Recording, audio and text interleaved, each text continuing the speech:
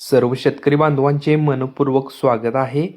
भीमा खोरे धरण साठा आणि पूर नियंत्रण अहवाल 22 जुलै 2026 रोजी जलसंपदा विभाग, महाराष्ट्र शासन यांच्याकडून भीमा खोऱ्यातील विविध प्रकल्पांची दिनांक 22 जुलै 2026 रोजी सकाळी 8 वाजेपर्यंतची ताजी स्थिती प्रसिद्ध करण्यात आली आहे.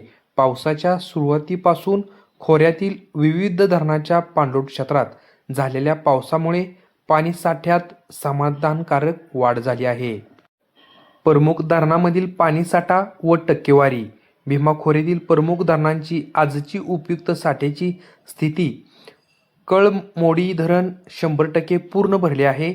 वडिवळे धरण 99.61%, घोड धरण 98.99%, कासारसाई धरण 98.7%, चासकमान धरण 94.29%, विसापूर धरण 92.8%, वीर धरण 90.75%, आद्रा धरण 85.98%, पवना धरण 85.76%, वडस धरण 82.31%, भीमा आजखेड धरण 81.80%, मुळशी धरण 80.48%, चिलेवाडी धरण 78.48%, पानशेत धरण 71%, खडकवासला धरण 71.56%, गुंजवणी धरण 69.56%, निरादेवगर धरण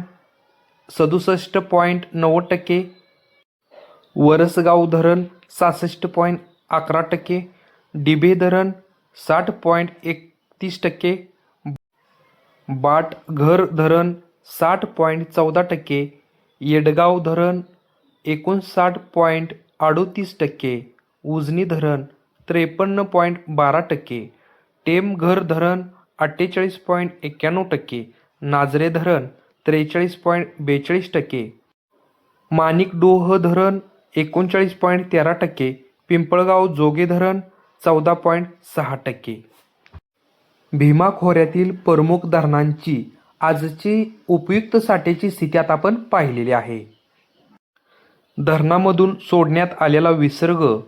घोड धरण या धरणामधून 3,500 क्युसेक विसर्ग सोडण्यात आला आहे.